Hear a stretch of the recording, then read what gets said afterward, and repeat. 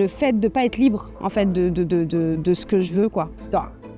Direct au lever comment? Je l'ai remis dans le droit chemin, moi, et c'est un petit peu ma fierté. On peut se parler naturellement parce qu'on est des êtres humains, on est dotés de paroles, nous ne sommes pas des animaux. Aujourd'hui, une tendance montre que de plus en plus de gens sont à la recherche de plaisirs faciles et développent des comportements addictifs. Des addictions, graves ou légères, semblent conditionner la vie de beaucoup de gens. Avez-vous déjà été accro à quelque chose ? Avez-vous une habitude qui vous amène à échapper à la réalité dans les moments difficiles ? Comment peut-on se soutenir mutuellement selon vous ?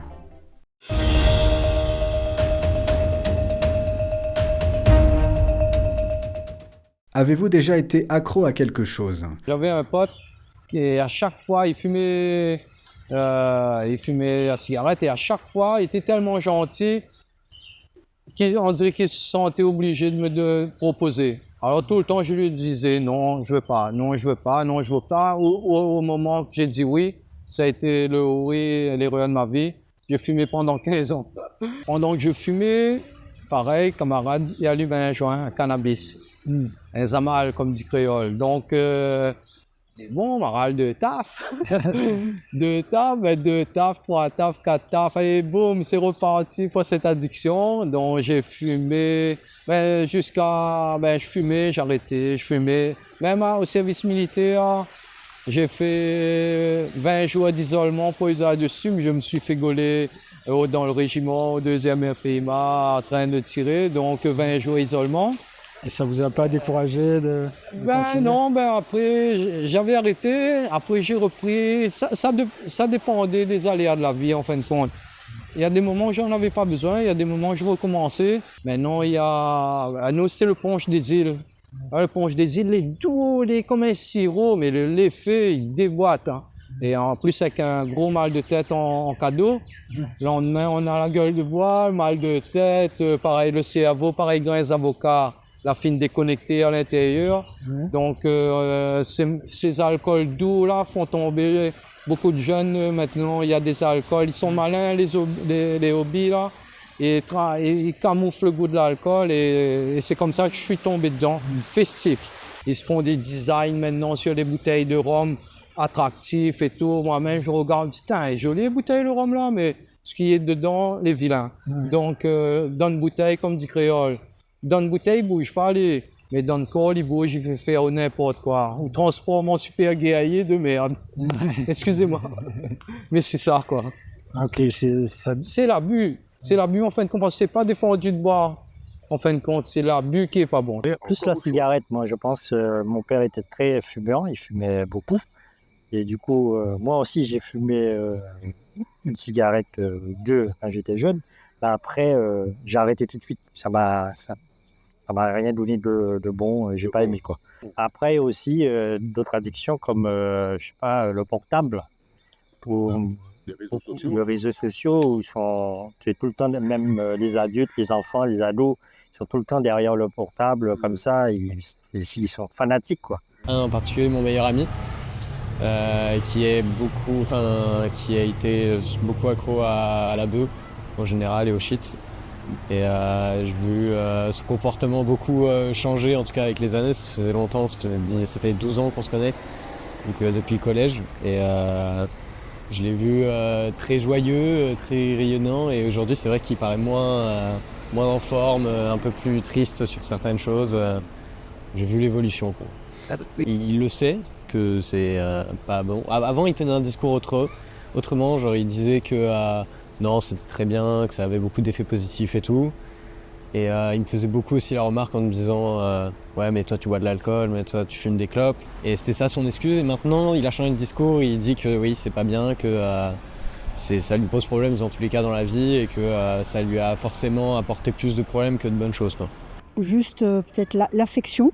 Oui, moi personnellement, la cigarette, depuis que j'ai 11 ans. Donc au début, j'ai commencé pour faire un peu comme tout le monde.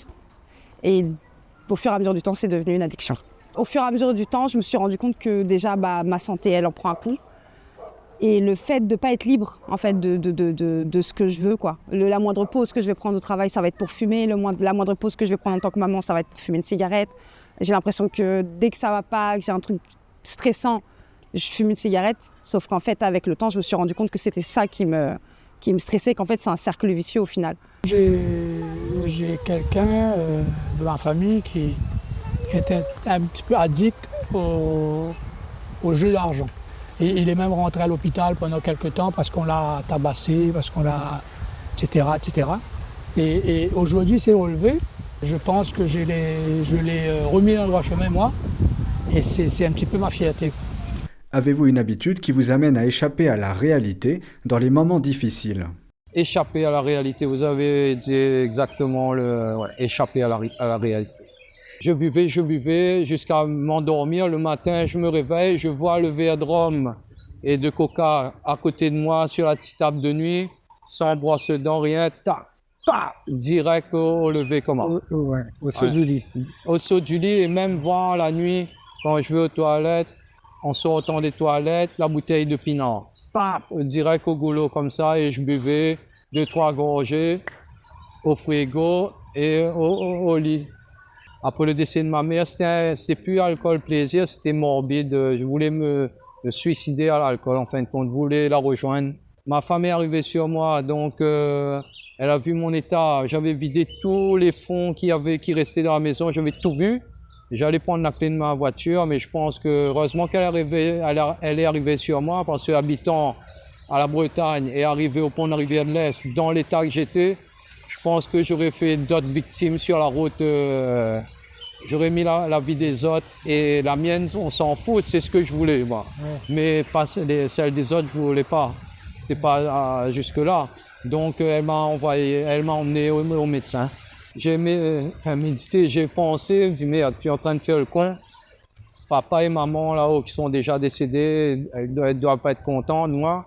Donc j'ai dit à ma femme quand elle est venue me récupérer le soir à 11h30, chérie, je vais essayer d'arrêter de boire parce que je vois que je fais trop de mal à moi et à vous tous autour.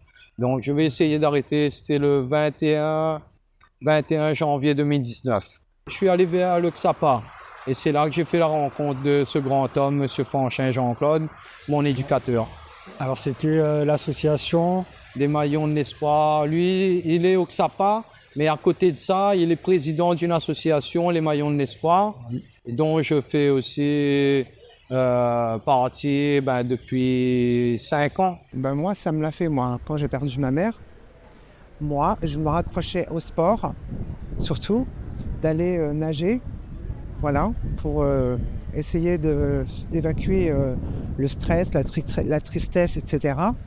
Et puis, il y a d'autres échappatoires pour moi qui me concernent d'aller me promener peut-être toute seule, de prendre un livre aussi, d'aller me poser quelque part toute seule et de me plonger dans la lecture. Ça m'aidait à me sortir de mon quotidien. C'est une façon de prendre de la distance, surtout, je pense, avec la douleur, avec la souffrance.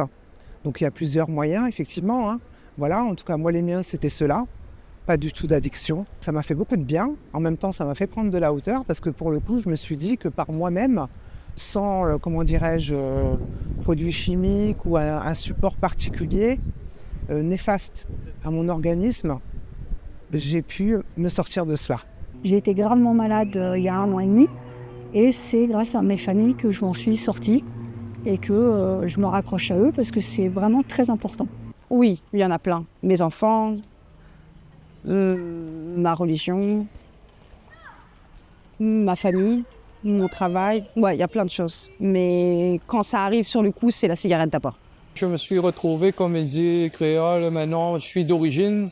Et croyez-moi, un coup de cric et ça pète au carrefour le matin. Pas de gueule de bois, pas de mal de tête, rien. Méditation pleine conscience aussi qui m'a aidé beaucoup. D'accord. La méditation. Méditation, sport et la famille. Surtout bien s'entourer. Quand je joue à la pétanque, oui, je suis dans ma planète. Même, je dirais même que c'est une addiction pour moi à la pétanque. Comment peut-on se soutenir mutuellement selon vous?